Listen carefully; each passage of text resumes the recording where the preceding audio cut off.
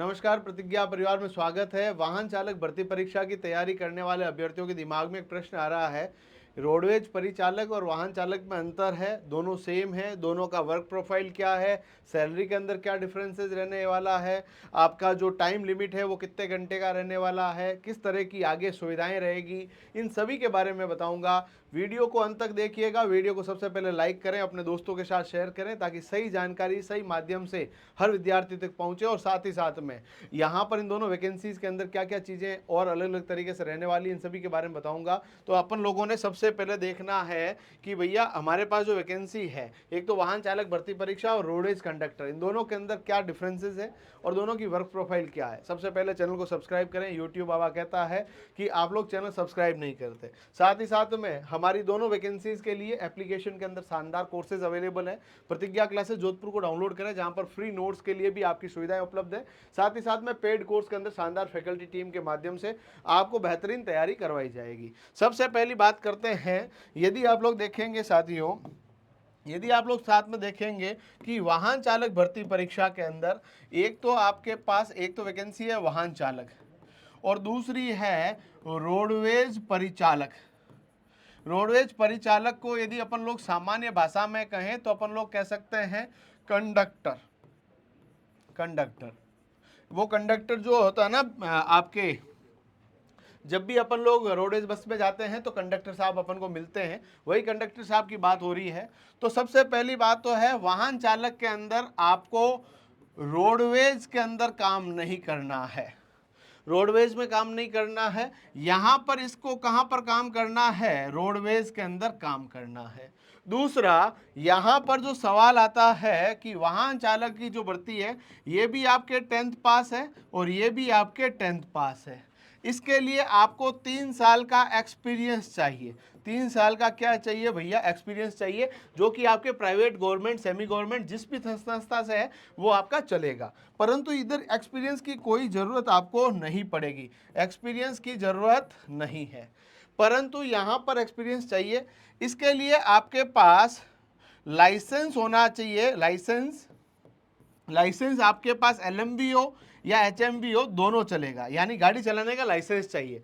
इधर लाइसेंस की कोई आवश्यकता नहीं है, लाइसेंस नहीं चाहिए। देखिए बातों को वापस समझिएगा कि ये रोडवेज नहीं चलानी है तो इसको क्या चलाना है वो भी बताऊंगा। इधर आपको रोडवेज के अंदर काम करना, चलानी इसमें भी नहीं है, पर वहां पर पैसा लेना है और ड्राइवर अनुपस्थित हो जाए तो चलाना भी पड़ सकता है, बट जनरली ऐसा नहीं होता है। लाइसेंस दोनों के अंदर इसमें तो चाहिए और इसके अंदर लाइसेंस की आवश्यकता नहीं है। बट इसके अंदर आपके पास जो है एक तो बेज नंबर होना चाहिए। इसमें क्या होना चाहिए, बेज नंबर की आवश्यकता पड़ेगी, जो कि आपके फर्स्ट एड कोर्स के बाद बनेगा। फर्स्ट एड कोर्स के बारे में अलग से वीडियो बना के बताया हुआ है। इधर बेज नंबर की आवश्यकता नहीं है, जो बेज नंबर आरटीओ से मिलता है ना, इसकी आवश्यकता नहीं है। दोनों की सैलरी L5 के अंतर्गत है, दोनों की सैलरी L5 के अंतर्गत है। यहां पर दोनों के अंदर 14,600 रुपया शुरू में मिलेगा, इधर भी 14,600 रुपया बराबर आपको मिलता रहेगा 2 साल तक। 2 साल के बाद इसके अंदर 38,000 की सैलरी रहेगी, इधर भी 38,000 की सैलरी रहेगी। ये आपकी निगम की नौकरी है, ये राजस्थान सरकार की नौकरी है, ये थोड़ा सा फर्क रहेगा, ये निगम के अंतर्गत आता है।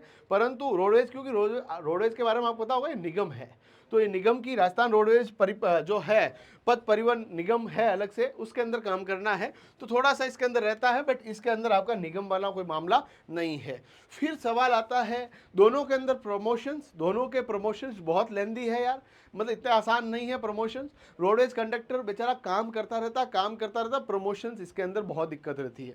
सेम टू सेम वाहन चालक के अंदर भी यही दिक्कत है, जिंदगी भर गाड़ी चलानी है, कोई प्रमोशंस बहुत रियर है मिलते हैं। देखो कहने की बातें हैं, ये हो जाता वो हो जाता। राजस्थान पुलिस कांस्टेबल के अंदर भी लोग रिक्रूट होते हैं ना, हेड कांस्टेबल बनते बनते 25 साल लग जाते हैं। इसका मतलब ये नहीं सैलरी इंक्रीज नहीं होती, सैलरी लगातार हर टेन्योर से इंक्रीज होती रहती है, सैलरी दोनों में इंक्रीज होगी, सब कुछ होगा, पर प्रमोशंस में थोड़ी दिक्कत तो दोनों में रहने वाली है। सच बात तो ये है।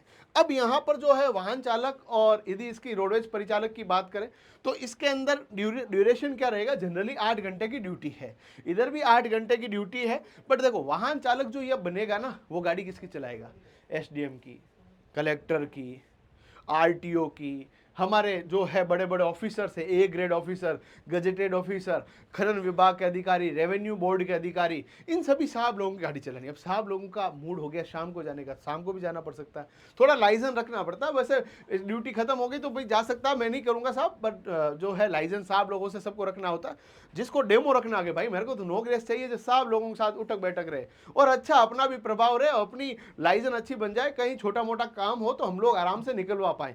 तो भाई साहब वाहन चालक बेस्ट नौकरी है, जहां पर आपको हमेशा ए ग्रेड ऑफिसर्स के साथ रहेंगे और आपके अच्छे हाव भाव रहे, अच्छे बात विचार रहे, तो ऑब्वियसली बात है वो भी आपसे इंप्रेस होंगे और आपके साथ अच्छा व्यवहार रखेंगे। बट रोडवेज कंडक्टर भाई साहब, मैं पर्सनली इसको ऐसा मानता हूं, दोनों के अंदर इसकी सीटें संख्या है 2758 सीटें हैं इसकी, और इसकी सीटें हैं करीबन 500 सीटें इसमें बढ़ जाएगी रोडवेज कंडक्टर की। पर कंडक्टर की नौकरी भाई साहब बहुत मुश्किल नौकरी है। क्यों? एक तो पब्लिक डीलिंग का काम है, पूरे दिन बस के अंदर रहना है, बस का ध्यान रखना है, अरे भाई आ जाओ बिलाड़ा वाला आ जाओ, अरे जयपुर वाला आ जाओ, जोधपुर वाला आ जाओ, पहली बात तो ये।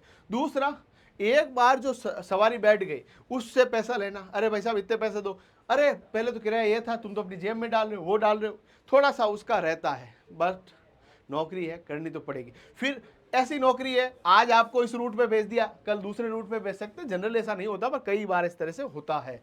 तो एक तो बहुत ज़्यादा ट्रेवल इसमें करना पड़ेगा। वाहन चालक के लिए ट्रेवल इतना बड़ा इश्यू नहीं है। क्यों? जैसे मान लीजिए आपको जो नौकरी मिल गई, साहब रोज तो कोई बाहर जाने नहीं है ना, साहब तो वहीं ऑफिस से घर, घर से ऑफिस या कहीं और जगह इंस्पेक्शन में शहर के अंदर ही रहेंगे। बट यहाँ पर जो है शहर से बाहर जा सकते हैं, लंबी ड्यूटीज यहाँ पर मिलती है, तो वहाँ पर यह रहता है। बट यहाँ लंबी ड्यूटीज मिलेगी तो आपको रिकॉग्नाइजेशन भी मिलेगा, एटलीस्ट आप बोलेंगे बिल्कुल आप लोग बहुत अच्छा काम कर रहे हैं, तो ये चीजें आपके पास रहनी है। अब सर दोनों के सिलेबस के अंदर चीजें देखी जाए तो काफी सारी समानताएं हैं, मैं यह नहीं कहूंगा पूरा एकदम सेम है, पर काफी सारी समानता है। एक तीर से दो निशान लगाए जा सकते हैं। वाहन चालक का सिलेबस और हमारे चतुश्रेणी कर्मचारी का सिलेबस तो डॉट टू डॉट सेम है। बट इसके अंदर यदि आप लोग देखेंगे तो हिंदी, अंग्रेजी, गणित सब में है, राजस्थान जी के इसमें भी है। बट इसके अंदर थोड़ा सा जो है हमारे पास जो फर्स्ट एड का और रोडवेज से संबंध में जो ट्रैफिक रूल्स वगैरह है, थोड़े से उनके क्वेश्चंस देखने को मिलेंगे। बाकी दोनों का सिलेबस एकदम सेम है। सर दोनों की तैयारी के लिए हम लोग कहाँ जाएं? दोनों की तैयारी करनी है, प्रतिज्ञा परिवार पर आइए, हमारे ऑनलाइन बैचेज के अंदर आप पढ़कर तैयारी कर सकते हैं। फिर सवाल आता है दोनों के अंदर पेंशन मिलेगा? बिल्कुल मिलेगा जी। और कोई प्रश्न आपके दिमाग में आता, सैलरी दोनों की लगभग बराबर है, आप लोगों की नौकरियों के अंदर आप फाइनली जो है अल्टीमेटली आप किसको वरीयता देने का कहेंगे?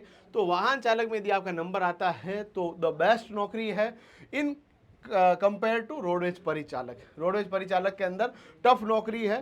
टफ नौकरी होने के साथ साथ देखो रोज पब्लिक डीलिंग का काम है, तो एक सामान्य व्यक्ति जो कई बार बहुत जो शॉर्ट टेम्पर्ड आदमी होता है, जिसको बात बात पे गुस्सा आ जाता है, उसके लिए तो बिल्कुल काम की नहीं है। क्योंकि कई बार ऐसे भी लोग होते हैं जो पैसा नहीं देते, माथा पच्ची करते हैं, फालतू का दबंगई दिखाते हैं, तो उन सबसे सब दिन माथा लगाना बहुत मुश्किल काम है।